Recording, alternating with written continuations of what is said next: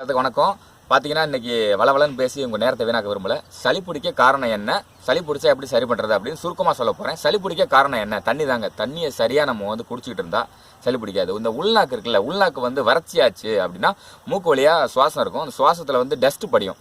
அந்த டஸ்ட்டு சளி பிடிக்க காரணமாக உருவாகுது. ஏன்னா தண்ணி குடிக்காமலே இருந்தால் அந்த டஸ்ட்டு போய் படியும் பொழுது தானாகவே சளி பிடிக்கும். தும்மல் வரும். தும்மல் தான் ஆரம்பம். தும்மல் வரும், அப்புறம் சளி பிடிக்கும்.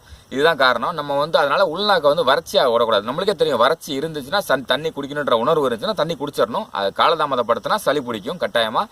அதே போல் நம்ம நினைக்கிறோம் வைரஸ் பாக்டீரியா அப்படின்னு சொல்கிறோம். இயற்கையாகவே எந்த ஒரு கிருமியாக இருந்தாலும் குடலில் பார்த்தீங்கன்னா சில அமிலங்கள்லாம் இருக்கும். அது இயற்கையாகவே நம்ம உடம்புல எல்லார் உடம்புலையும் இருக்கும். அது குடல் வழியாக போச்சு அப்படின்னா அதுவே தானாக அழிச்சிரும். இதுதான் உண்மை. அதனால் சளியை பற்றி பெருசாக எதுவும் பயப்படாதீங்க. தண்ணி மட்டும் குடிச்சிடணும். தண்ணி தான் முக்கியமான விஷயம். அதே போல் திடீர்னு என்ன பண்ணுவாங்கன்னா குளிர்ந்த பானங்கள் குடிப்பாங்க. அப்படி குடிக்கும் பொழுதும் அந்த பாதிப்பு கட்டாயம் வரும். அதனால் குளிர்ந்த பானங்கள் தவிருங்கன்னு சொல்லலை. குளிர்ந்த பானங்கள் குடித்தா கப்பி குடிங்க. நல்லா கொஞ்சம் கொஞ்சமாக பொறுமையாக குடிங்க.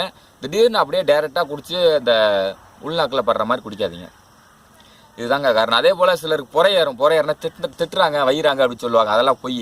உள்நாக்கில் எந்த ஒரு உணவோ எந்த ஒரு பானமோ நேரடியாக படும் பொழுது அந்த ஒரு புறையேற ஒரு பிரச்சனை வரும். அதனால் அதெல்லாம் நம்பாதீங்க. அதுதான் உண்மை.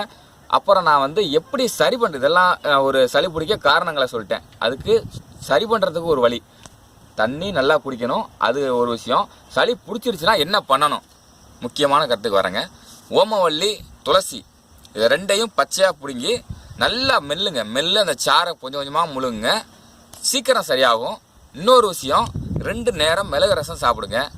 அவ்வளோதாங்க. வேறு எந்த காரணமும் இல்லை. எளிமையாக சரி பண்ணிடலாம். மற்றபடி சிலருக்கு இம்யூனிட்டி பவர் ரொம்ப நாளாக சளியை சரியாகவே மாட்டேங்குது அப்படின்னு சொல்கிறவங்களுக்கு என்ன பிரச்சனையாக இருக்குன்னா, நோய் எதிர்ப்பு சக்தி உடம்புல கம்மியாக இருக்கும். அவங்களுக்கு சத்தான உணவுகள், கீரைகள், அதே மாதிரி விட்டமின் சி அதிகமாக இருக்க உணவுகள்லாம் கொடுத்தீங்கன்னா அந்த நோய் எதிர்ப்பு சக்தி அதிகமாகும். நம்ம ரிச்சாக பெருசாக செலவு பண்ணி பண்ணுற வேலைலாம் வேணாங்க. நம்ம நெல்லிக்காய், நான் சந்தைக்கெல்லாம் போனால் எவ்வளோ நெல்லிக்காய் 20 ரூபாய்க்கு தான் கொடுப்பாங்க. அந்த மாதிரி நெல்லிக்காய் வாங்கி அவங்களுக்கு கொடுங்க. பெருநெல்லிக்காய். அவங்களுக்கு நோய் எதிர்ப்பு சக்தி சீக்கிரம் அதிகமாகும். அதனால் சளி பிடிக்கிறதுங்கிறது ஒரு பெரிய பயப்படுற விஷயம் இல்லை. சரி பண்ணுறதும் ரொம்ப ஈஸி. அதுக்கான காரணத்தை சொல்லிட்டேன். அதுக்கான சரி பண்ணுறதுக்கான விளக்கத்தை சொல்லிட்டேன். நீங்கள் எல்லோரும் பயன்பெறணும், எல்லோரும் ஆரோக்கியமாக இருக்கணும். நன்றி.